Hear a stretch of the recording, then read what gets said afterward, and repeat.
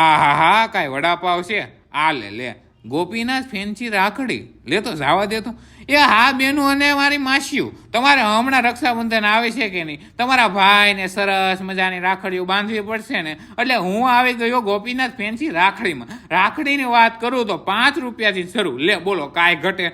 નો જ ઘટે ને, કે અહીંયા અલગ અલગ રીતે જોરદાર રાખડીઓ મળે છે. રાખડીઓમાં કાંઈ ઘટે એમ નથી. પછી તમારા નાના નાના ભૂલકાઓ માટે પણ રાખડીઓ લેવી પડશે ને, એટલે અહીંયા લાઇટવાળી, કેમેરાવાળી ને સ્પિનરવાળી નવી રાખડીઓ આ લોકો લાવ્યા છે. પણ તમે રાખડીઓ બંધારે પછી તમે એમ તો જાહો નહીં. એટલે અહીં સરસ મજાના ગિફ્ટ પણ મળી જાય. જોરદાર વાત છે, કાંઈ ઘટે એમ નથી.